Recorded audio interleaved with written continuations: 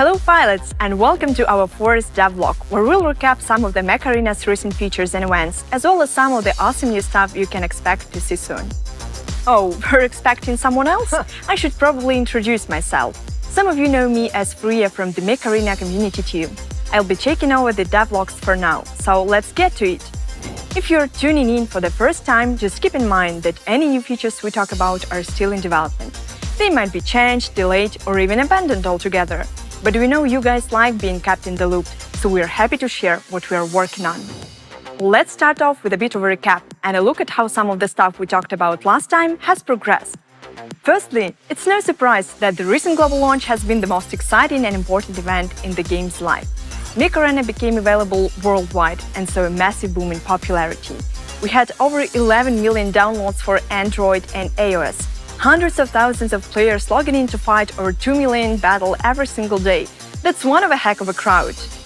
We did our best to make sure Mech Arena servers could handle this massive influx of players, and we are proud to say that by and large the effort paid off. So, to all of you who joined us in recent weeks, welcome to the Mech Arena family. And for those of you who stuck with us through thick and thin during beta, thank you for all your support and feedback. The game wouldn't be the same without you. Next up, let's talk about the Disc Launcher. It was recently introduced, the Disc Launcher 8, in the first ever event Crate Rush, and we've kept a close eye on how the weapon has been used in the live meta. We don't have enough data or feedback to draw firm conclusions yet, but it's really fun to see players wielding it. In the more artistic side of the game, we've seen a lot of positive comments about the touch-up of the Paradise Plaza and Forbidden City maps. If you like the work our artists did there, then you're going to love the second half of our video. We've got 2 new maps coming up and they look gorgeous. Also, the Formula 1 Mech skins from the Summer Games events were a big hit, and you can bet we'll launch more events and more awesome Mech skins in the near future. Alright, enough with the recaps, let's move on to the new stuff. The free-for-all game mode is still in development. Our level designers are on the final stage of playtesting several maps that we've made specifically for this game mode. It's important to perfect the balance of these maps, given the nature of free-for-all battles, so bear with us. Another thing we're working on right now is Battle Pass. It will consist of several mission bundles that will become available on week-by-week basis.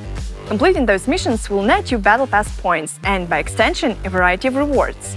Like all Battle Passes, the free Battle Pass will be available to all players, while a purchasable Premium Pass can get you a lot of extra goodies along the way. At the moment, we set it up so each Battle Pass lasts a month and provides a bunch of different rewards, including skins, credits, blueprints, and more. One of the unique prizes that we'll add is an XP boost. This item will increase the experience you gain in battles, helping you rocket up that progress path. If you manage to get several XP boosts running at the same time, their effects will stack, letting you progress even faster. Battle Pass missions will unlock week by week, but you can complete them all the way up to the end of the Battle Pass. So if you start late, you can still earn your rewards. Another feature of the Battle Pass is the Season Banner, which will be only available for the Premium Battle Pass. It'll get you a whole lot of extra credits at the end of the season, provided you earn some credits during the season itself. Aside from the Battle Pass, we're also working on several new mechs. The first one is Stalker. It's a sneaky attack mech that specializes in delivering devastating alpha strikes that leave enemy machines a smoking ruin. Its special ability is the awesome Predator Drive, which increases the damage it deals, but also increases the damage it takes.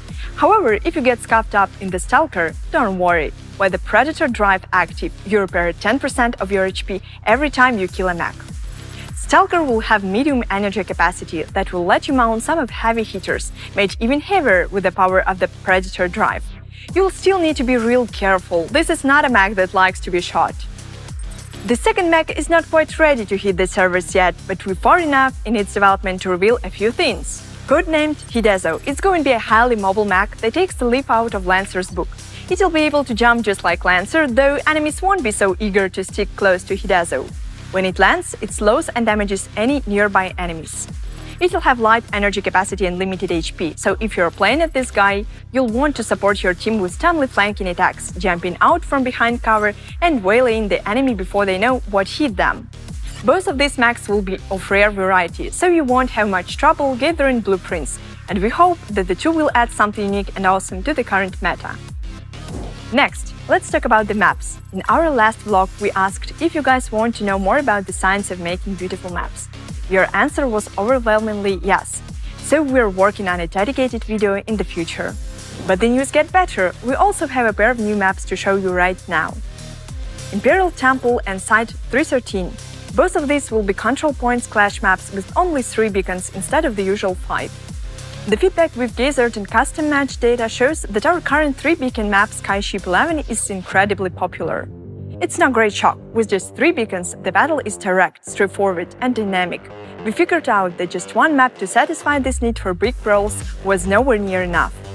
So first up, the Imperial Temple. We know plenty of you love the Asian aesthetics of Forbidden City, and Imperial Temple will remain faithful to the same design.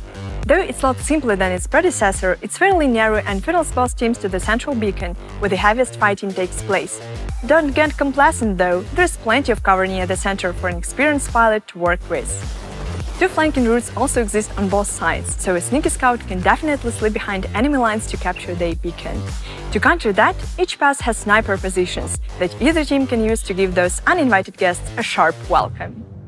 Site 313 will have a more cyberpunkish look, complete with fantastic thunderstorm effects to make the harsh beauty of this futuristic construction site stand out. Of course, you can't see this on the grey box version of the map, but give it a moment. There! As you can see, making a map look good can be a complex task.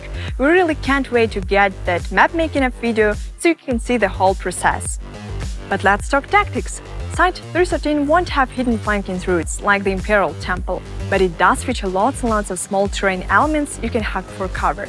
In fact, you can still slip through the enemy beacon if you're careful, or you can keep these crates and barriers to get a shot at the enemy flanks. And the small buildings on the side here just don't protect you from artillery or javelins. Lancers can hop on top for a better vantage point. Though, of course, controlling the central beacon will ultimately decide the result of any battle on Site 313. Speed, pressure, and good old daredevil attitude should carry you through. Alright, that's all the new stuff we have from our end, but we wanted to take a look at a few questions you guys posted after the previous vlog. The first one is from Roaster Toaster.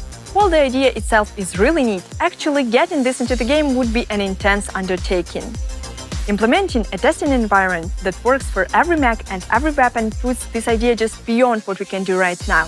We have no plans to add a feature like that, but we do want to add links to simple YouTube tutorials into the game, so people can get better impressions on how mech or weapon works. The second question comes from Peter Trajan, and I've got better news in this case.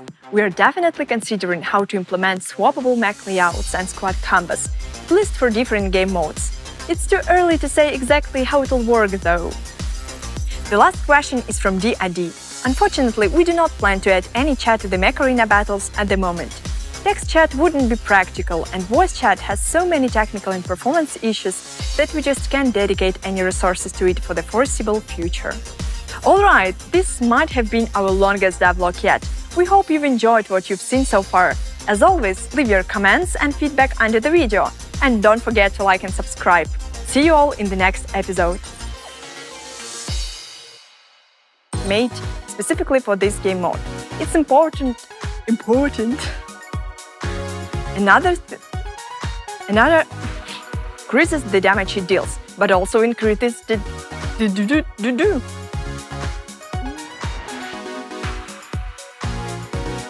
Your answer was overwhelmingly.